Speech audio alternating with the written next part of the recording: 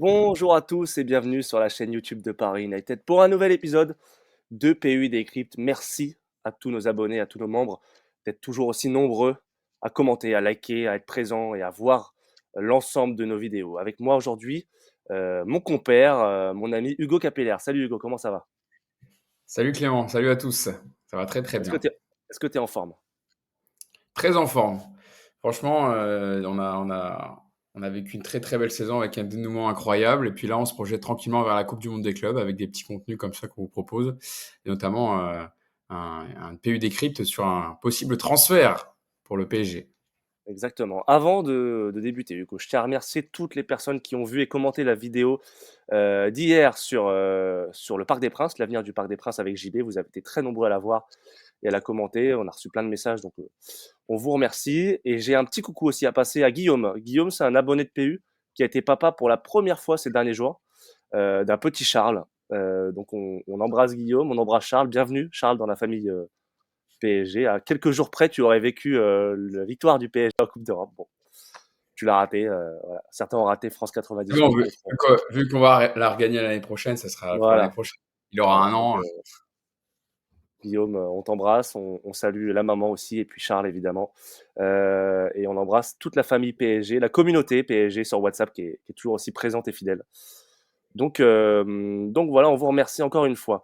Hugo, on est là aujourd'hui pour parler d'une rumeur insistante côté PSG, celle de d'Ilya Zabarny, le défenseur ukrainien de 22 ans de Bournemouth.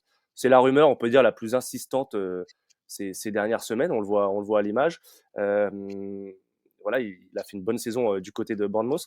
Est-ce que d'abord, tu peux nous faire un petit point, un petit état des lieux sur ce qu'on dit, sur les rumeurs, sur les avancées, parce qu'il y a beaucoup de choses qui circulent. Donc, voilà, démanteler, enfin, démêler le vrai du faux. Est-ce que tu peux nous faire un petit point? Bah, c'est plus qu'une rumeur déjà, Elia Zabarny, hein, les dirigeants du Paris Saint-Germain le veulent vraiment. Lui a déjà un accord contractuel avec le club, mais il faut se mettre d'accord avec Bournemouth qui ne va pas le lâcher pour 3 francs 6 sous. On parle d'une offre du PSG, une première offre de 50 millions d'euros qui a été refusée par les dirigeants de Bournemouth, qui savent, qui connaissent la valeur du joueur et qui ne descendront pas en dessous des 70-75 millions d'euros pour Zabarny. Il faut savoir que son compère en défense cette saison à Bournemouth, Dean Huijsen, qui était titulaire avec l'Espagne lors de la Ligue des Nations sur les derniers matchs, parti au Real Madrid pour 50 millions d'euros. Lui, il avait fait qu'une saison du côté de Bournemouth. Mais Zabarny, ça fait déjà 2 ans et demi qu'il est au club, hein. Il est arrivé en janvier 2023 pour 22 millions d'euros.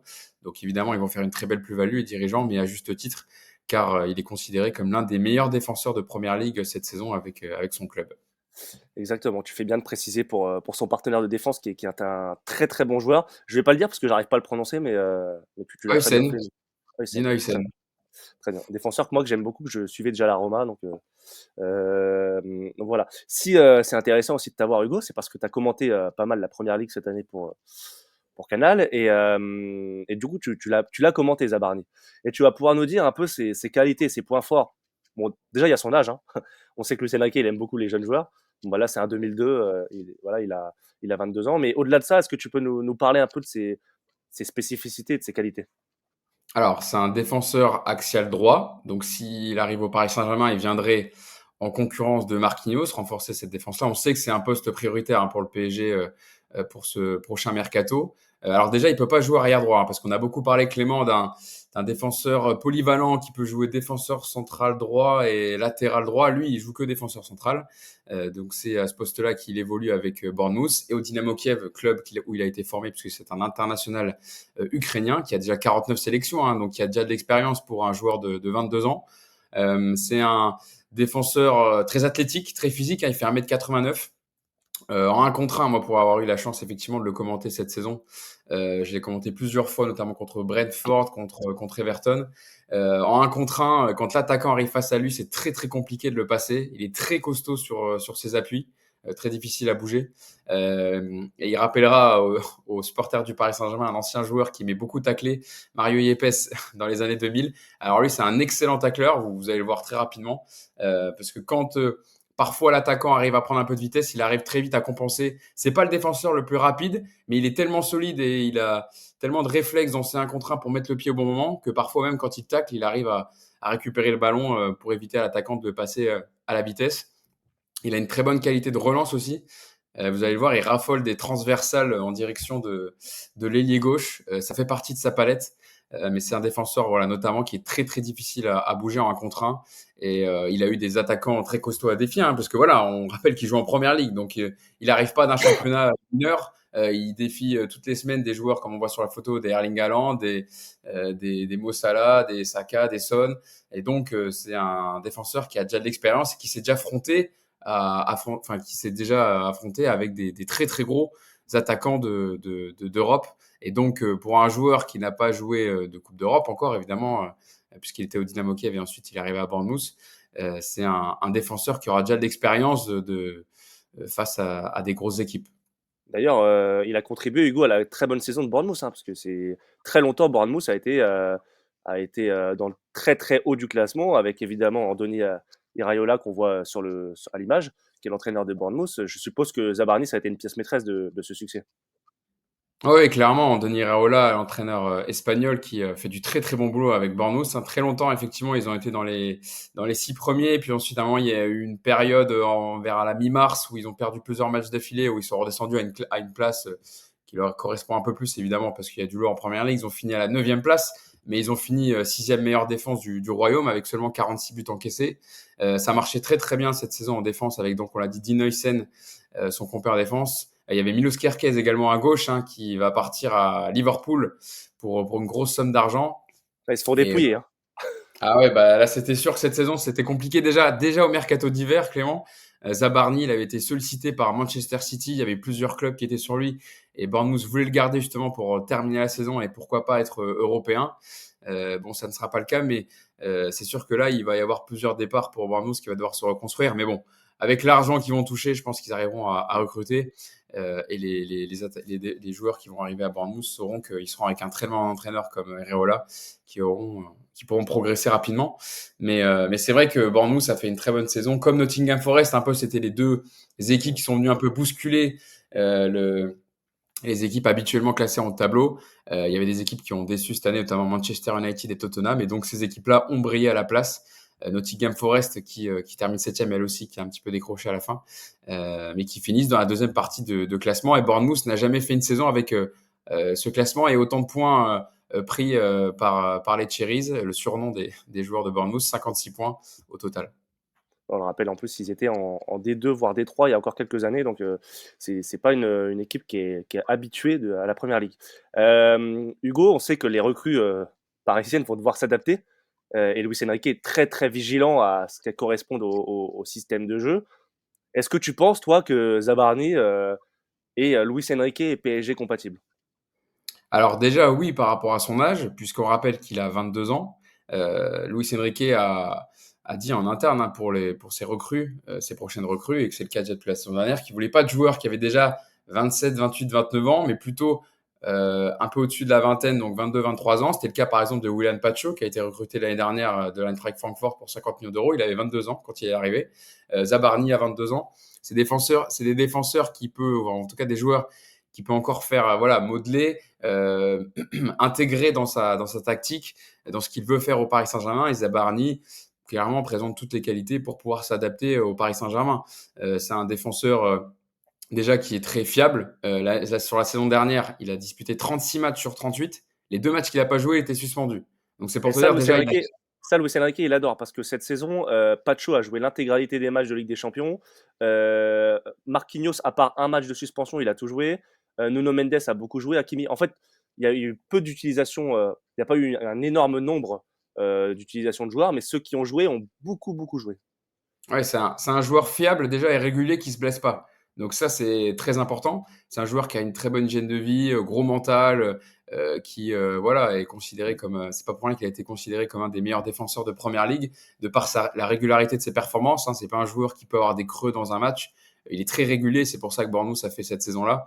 Et évidemment, lui qui est donc défenseur axial droit viendrait concurrencer Marquinhos. Marquinhos, à qui on a prêté des rumeurs un peu de départ, peut-être. On verra s'il va prolonger. Alors, il a posé avec le nouveau maillot hier, qui a été annoncé dans une vidéo publiée par le club. En Donc, général, ça dit beaucoup de choses quand même.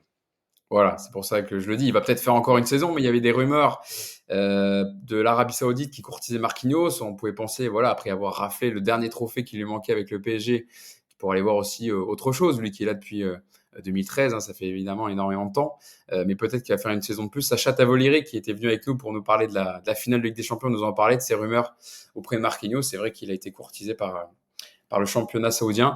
Mais on peut penser qu'il va faire une saison de plus. C'est un joueur qui est titulaire à Bournemouth, du coup, comme je le disais, par la régularité de ses performances et son nombre de matchs.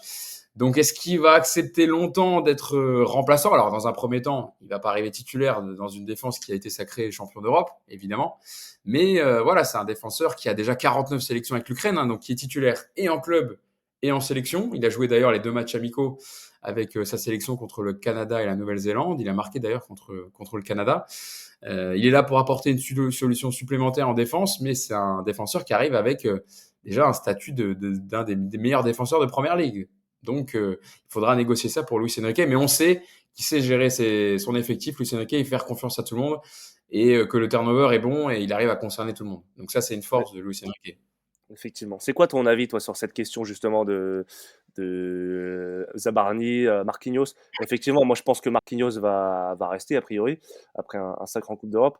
Mais c'est vrai que c'est délicat. D'un côté, on peut se dire que il faudrait qu'il fasse un peu comme Désiré Doué, qu'il le laisse un peu mûrir, apprendre avec l'effectif et progresser, s'intégrer dans le groupe et laisser Marquinhos encore titulaire. Et l'autre, on peut aussi se dire, c'est presque plus que je pense moi à titre personnel, bah, que c'est peut-être l'occasion aussi de tirer un peu la page, faire une transition de Marquinhos et d'installer directement Zabarni en charnière centrale. Toi, t'en penses quoi? Tu l'as plus vu jouer, donc quel regard tu peux avoir là-dessus? Bah, je suis un peu du même avis que toi. Pour moi, c'est une transition en douceur. Il y aura sûrement une discussion parce que s'il arrive, un défenseur que tu recrutes, parce que du coup, Barmouth va pas lâcher autour de 70-75, donc peut-être qu'ils arriveront à se mettre d'accord autour de 60 millions d'euros. Un défenseur que tu achètes à ce prix-là, c'est pas pour faire banquette toute la saison. Donc forcément qu'il y aura une discussion entre Luis Enrique et Marquinhos qui lui dira bah tu démarres la saison titulaire, mais tu seras peut-être plus aussi indiscutable sur toute la saison. On va faire rentrer Zabarni petit à petit dans la rotation. Il faudra l'accepter pour toi qui a 31 ans, etc. Donc il faudra que Marquinhos accepte. Marquinhos c'est assez intelligent pour comprendre aussi peut-être que le PSG se tourne vers un défenseur plus jeune. Même si un défenseur peut voilà, aller jusqu'à ses 36-37 ans facilement, être encore au haut niveau. On le voit, il y a très souvent des défenseurs qui peuvent aller très loin. C'est pas comme des attaquants parfois où ça peut être un peu plus compliqué pour faire les efforts. Mais évidemment que Zabarni, je pense qu'il va pas arriver en disant bon, et moi ça me va bien d'être remplaçant. Si je joue 10 matchs dans la saison, ça me va. Enfin, voilà. Pour moi, il n'aura pas le même statut tu vois, que quand Lucas Beraldo arrivait du Bien sûr. Brésil. Là, c'est un autre statut, c'est un autre niveau parce que Zabarni, vous allez voir. Enfin, après, il y a des gens qui nous suivent, qui suivent la première ligue, donc qui le connaissent déjà aussi sûrement. Mais c'est un défenseur hyper costaud, fiable, qui est très difficile à passer. Donc, ils vont vite être conquis, les supporters, par ce genre de profil, parce que ça rentre totalement, Clément, dans les joueurs voilà, Ouais. qui rentrent dans le moule du collectif, qui se battent comme des chiens, qui, voilà, sur un tacle, va voilà, emmener le parc avec lui. Tu vois, il va très vite devenir un chouchou des supporters Mm. s'il arrive à prendre une place au moins dans la rotation. Mais effectivement, il faudrait qu'il y ait une discussion entre Marquinhos et Luis Enrique sur ce sujet-là. Un chouchou de plus, effectivement. Sur Marquinhos, élément important à préciser, c'est qu'il y a la Coupe du Monde 2026 l'année prochaine et que Marquinhos a voilà, envie d'être au top aussi pour cette Coupe du Monde. Donc je pense encore un an, il exigera de jouer un minimum de matchs. Dernière question, Hugo, pour finir. Qu'en est-il de Zabarni et du PSG? On a parlé d'une possible participation à la Coupe du Monde des clubs. C'est quoi les conditions pour qu'il puisse encore participer, si jamais il signe, hein, évidemment, parce que rien n'est fait aujourd'hui. Ce sont des rumeurs insistantes, mais rien n'est fait. C'est quoi les conditions, tu en as entendu parler, des possibilités de le voir évoluer très vite avec le PSG? Alors, ce qui est sûr, c'est qu'il jouera pas la première phase de la Coupe du monde des clubs, puisqu'il y avait un mercato exceptionnel accordé par la FIFA cette année pour justement que les clubs qualifiés, les 32 clubs qui participent à la Coupe du monde des clubs, puissent se renforcer. Donc, ça a été du 1er au 10 juin. Donc, le mercato a fermé ses portes il y a 2 jours. Ils avaient donc jusqu'au 10 juin les clubs pour envoyer leur liste définitive de joueurs pour la prochaine Coupe du monde des clubs. Sauf que, ils pourront de nouveau intégrer 2 nouveaux joueurs à partir du 27 juin. Pourquoi à partir du 27 juin? À la veille des huitièmes de finale, tu peux rajouter 2 joueurs supplémentaires. Et donc ça, les clubs l'avaient intégré aussi. C'est aussi parce qu'ils étaient sûrs qu'il y aurait peut-être des deals, des transferts qui mettraient un peu de temps à se faire et que tout ne pourrait pas être fait entre le 1er et le 10 juin. Donc Zabarni, s'ils arrivent à se mettre d'accord d'ici là, peut encore participer à la Coupe du Monde des clubs avec le Paris Saint-Germain, puisque Paris donc entre le 27 juin et le 3 juillet pour intégrer 2 nouveaux joueurs dans la liste et donc participer à la Coupe du Monde des clubs. Si le PSG, mais il faut que le PSG accède au huitième de finale évidemment de la compétition. Effectivement. Merci Hugo pour toutes ces précisions. Je Premier pense match qu'on aura. d'ailleurs dimanche contre Ah oui, l'Atlético de Madrid avec une Atlético. soirée avec les abonnés. Eh oui, exactement. Ça va être encore un très très bon moment. Et on fera un débrief évidemment lundi prochain de cette première rencontre j'allais dire de Ligue des Champions, non, de Coupe du Monde des clubs. Parce que la Ligue des Champions, bah, on l'a gagné. Donc c'est fini. Voilà, voilà. Merci Hugo. De toute façon, Merci à voilà, toi. on se retrouve très bientôt sur la chaîne YouTube de Paris United. Et on remercie encore une fois tous nos abonnés, tous nos membres qui sont toujours plus nombreux à avoir souscrit à la formule. Donc voilà, on les remercie. Et puis, on vous dit à très très bientôt sur la chaîne YouTube de Paris United. Ciao! Salut à tous. Ciao.